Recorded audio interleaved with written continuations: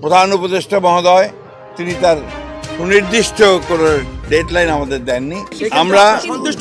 আমরা একেবারেই সন্তুষ্ট নই। ডিসেম্বর থেকে জুন মানে যে আমরা ইচ্ছা করে দেরি করে করে মে বা জুন মাসে ইলেকশন করবো সেটা না। ডিসেম্বর থেকে জুন মানে হচ্ছে ডিসেম্বর থেকে জুনের মধ্যে যত তাড়াতাড়ি সম্ভব।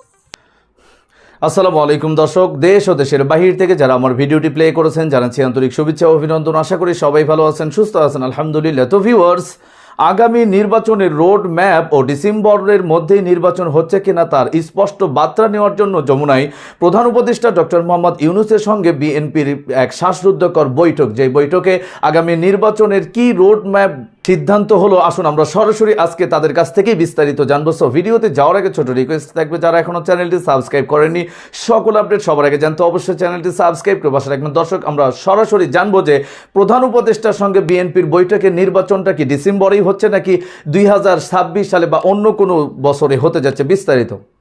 ডিসেম্বর থেকে জুন মানে যে আমরা ইচ্ছা করে দেরি করে করে মে বা জুন মাসে ইলেকশন করবো সেটা না। ডিসেম্বর থেকে জুন মানে হচ্ছে ডিসেম্বর থেকে জুনের মধ্যে যত তাড়াতাড়ি সম্ভব। যদি আমরা ডিসেম্বরে সম্ভব হয় ডিসেম্বরই, না হলে জানুয়ারিতে, এভাবে বুঝিয়েছি যে ডিসেম্বর থেকে জুন মানে যে আমরা ইচ্ছা করে একটু বেশি ক্ষমতা ভোগ করার জন্য বা এমনি অকারণে আমরা 1 মাস 2 মাস বেশি ক্ষমতা থাকলাম, মোটেও সেটা না। অত্যন্ত খোলামেলা পরিবেশে আন্তরিকতার সাথে আলোচনা হয়েছে, ওনারা মন খুলে কথা বলেছেন, আমরা কিছু কিছু বিষয়ে উত্তর দিয়েছি, আমরা একটা পরস্পরকে বোঝার চেষ্টা করেছি। ওনারা যেমন কিছু বিষয়ে কথা বলেছেন যে আমাদের অন্তর্বর্তীকালীন সরকারের কিছু কিছু সিদ্ধান্ত নেওয়া হয়েছে যেটা বিএনপির প্রতিকূলে গেছে। আমরা আবার উদাহরণ দিয়েছি যে অনেক সিদ্ধান্ত আছে যেটা বিএনপির অনুকূলে গেছে। তারপর ওনারা বলেছেন যে রাজনৈতিক হয়রানিমূলক মামলা প্রত্যাহারে বিলম্ব হচ্ছে। আমরা বলেছি যে পাবলিক প্রসিকিউটর অফিস, তারপর হচ্ছে এই পুরা সরকারি আইনজীবীদের অফিসটা এটা পুনর্গঠন হয়েছে মাত্র 3 মাস আগে। 3 মাসের মধ্যে 7,000-এর বেশি মামলা প্রত্যাহার হয়েছে, 16,000-এর মতো মামলা অলরেডি লিস্টেড আছে। এবং আমরা বলেছি যে এর চেয়ে দ্রুত গতিতে সম্ভব কিনা। ওনারা, আমার কাছে মনে হয়েছে ওনারা আমাদের আনসারটা বুঝতে পেরেছেন। ওনারা বলেছেন যে ফ্যাসিস্ট শেখ হাসিনার যে গণহত্যা ছিল সেই গণহত্যার বিচারে বিলম্ব হচ্ছে। আমরা ওনাদেরকে বলেছি যে এর আগের সরকারের সময় যখন বিচার হয়েছিল সেটার সাথে কম্পেয়ার করে দেখিয়েছি কোনো রকম বিলম্ব করা হচ্ছে না।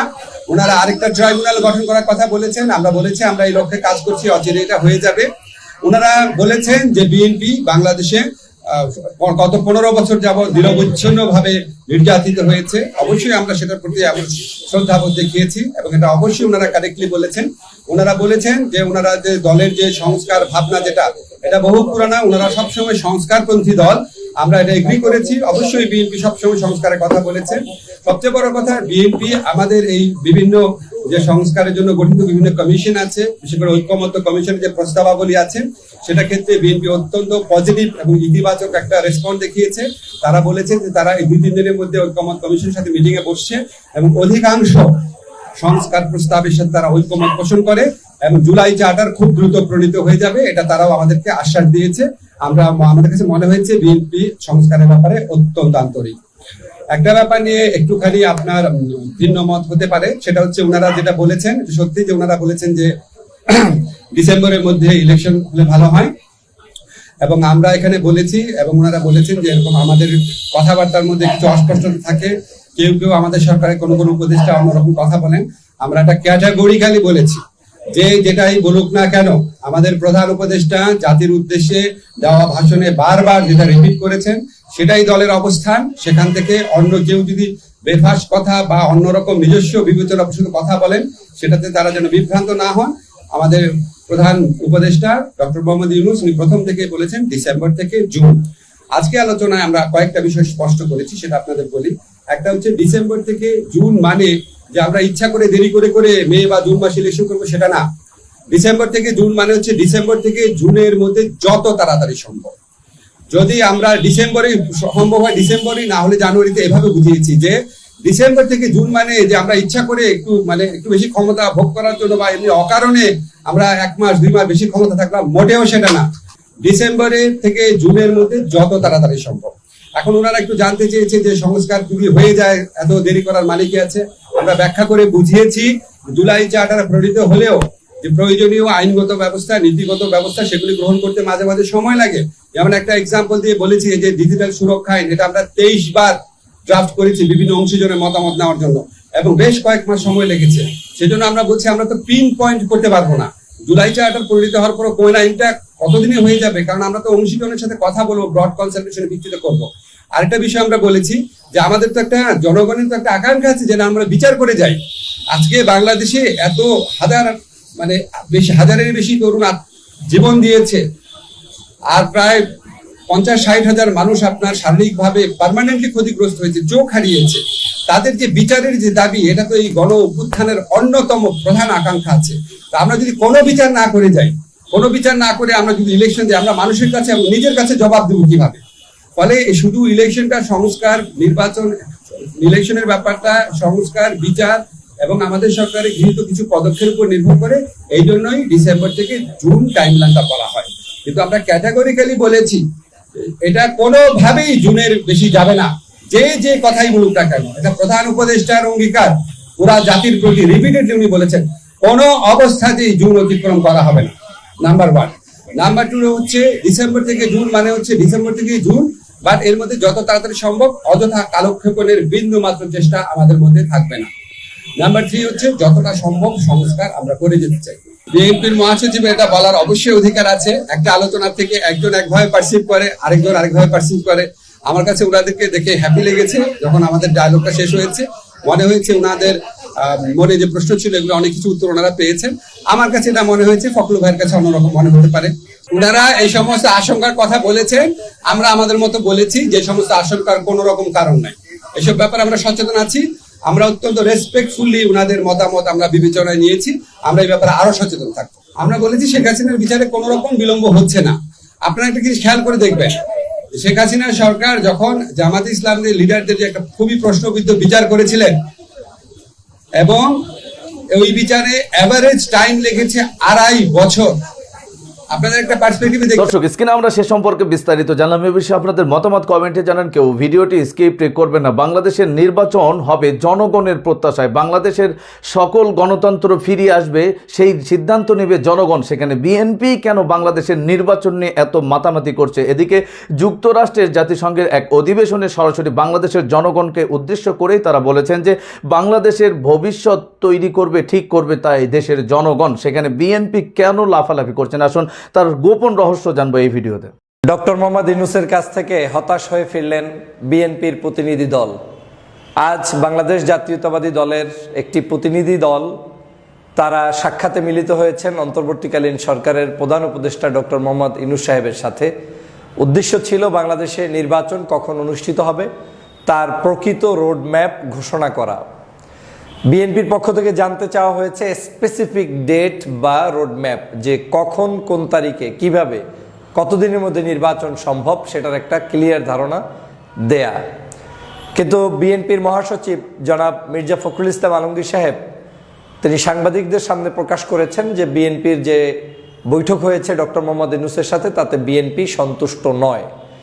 বিএনপি কেন সন্তুষ্ট নয় এ ব্যাপারে স্পষ্টই যে তারা নির্বাচনের কোনো সঠিক রোড ম্যাপ পাননি। মূলত যে কারণেই তারা ডক্টর মোহাম্মদ ইউনূসের সাথে বারবার সাক্ষাতে মিলিত হচ্ছেন সেটা হচ্ছে যে কোনো মূল্যে নির্বাচনের তারিখ এবং সঠিক রোড ম্যাপ। এবং বিএনপি এখন স্পষ্ট করেই বলছেন যে ডিসেম্বরেই নির্বাচন হতে হবে। মানে 1, 2, 3 বলার আর কোনো সুযোগ নাই যে ডিসেম্বর থেকে জানুয়ারি, জানুয়ারি থেকে ফেব্রুয়ারি, ফেব্রুয়ারি থেকে June. There is no way. তাদের একদম স্পষ্ট ঘোষণা নির্বাচন হতে হবে ডিসেম্বরের মধ্যে। আর ডক্টর মোহাম্মদ ইউনূসও যতবারই বৈঠক হয় তিনি কখনোই বলেন না যে কয় তারিখে কখন, ডিসেম্বর না নভেম্বর না জানুয়ারি, এই তারিখ তিনি বলেন না। তিনি একটা কথা সহজে বলে দেন, আমরা ডিসেম্বর থেকে জুনের মধ্যে যে কোনো সময় এই নির্বাচন করতে আমরা প্রস্তুত, আমরা চেষ্টা চালিয়ে যাচ্ছি। এবং এ ব্যাপারেই তার বক্তব্য কিন্তু চলমান রয়েছে। বাংলাদেশ জাতীয়তাবাদী দলের পক্ষ থেকে যে ক্ষোভের জায়গাটা সেটা হচ্ছে যে বিএনপি যদি দেরিতে নির্বাচনের পক্ষে অবস্থান নেয়, বাংলাদেশের সরকার যদি দেরিতে নির্বাচন অনুষ্ঠিত করে, তাহলে বিএনপি মনে করে যে এই নির্বাচন আস্তে আস্তে দেরি হয়ে গেলে বাংলাদেশের বিভিন্ন ধরনের সমস্যা তৈরি হতে পারে, দেশের রাজনীতিতে বিভিন্ন ধরনের সমীকরণ তৈরি হতে পারে, দেশ বিদেশি বিভিন্ন ষড়যন্ত্র শুরু হয়ে যেতে পারে। এটা কিন্তু বিএনপির পক্ষ থেকে এক ধরনের তার জায়গা থেকে রাজনৈতিক অবস্থান পর্যালোচনা করে তিনি তার বলার অধিকার রাখেন। আমি মনে করি কিন্তু অন্যদিকে ডক্টর মোহাম্মদ ইউনূসরা এই বিষয়টাকে অতটা গুরুত্বের সাথে নিচ্ছেন না। কারণ বাংলাদেশের ডক্টর মোহাম্মদ ইউনূসরা যখন প্রথম দিকে ক্ষমতা নিয়েছেন তখন কিন্তু বাংলাদেশের রাজনৈতিক অবস্থান, সামাজিক অবস্থান, অর্থনৈতিক অবস্থান আরও খারাপ ছিল, এবং দিন দিন সেই অর্থনৈতিক সামাজিক সকল অবস্থানই কিন্তু ভালোভাবে প্রতিষ্ঠিত হচ্ছে। যেমন এবছরের রমজানের অর্থনীতি দেখেন, এবছরের ঈদ বাজার দেখেন, এবং বিদেশ নির্ভরতা কমিয়ে দেশের পণ্য দেশে বসে ক্রয় করে অর্থনৈতিক সাশ্রয় দেখেন। সব কিছুতে কিন্তু ডক্টর মোহাম্মদ ইউনূস সাফল্যের জায়গায় পৌঁছে যাচ্ছেন, এবং এই সাফল্য কিন্তু তাদেরকে কনফিডেন্ট দিচ্ছে যে তারা যে কোনো মূল্যে দেশের শাসন ব্যবস্থা আরও লম্বা সময় করলেও তাতে জনগণ সন্তুষ্ট হবে, তাতে তাদের কোনো ক্ষতি হবে না। নির্বাচন একটু দেরিতে হলেও ডক্টর মোহাম্মদ ইউনূসের সরকারকে ফেলে দেওয়ার মতো যোগ্যতা কারো কিন্তু নেই। অন্যদিকে বিএনপির কেউ কেউ এও বলছেন যে ঈদের পরে আন্দোলন, যে কোনো মুহূর্তে আন্দোলন, সরকার যদি নির্বাচনী রোডম্যাপ ঘোষণা না করে তাহলে এক ধরনের কথাই এভাবে ছিল যে বিএনপি ঈদের পরে আন্দোলন শুরু করবে এবং সেই আন্দোলনের কার্যক্রমের মূল উদ্দেশ্যই থাকবে নির্বাচনে সরকারকে বাধ্য করা। এমনকি কিছু কিছু নেতা এ বক্তব্যও দিয়েছেন যে নির্বাচন কিভাবে উঠাতে হয় সেটা বিএনপি ভালো করেই জানে।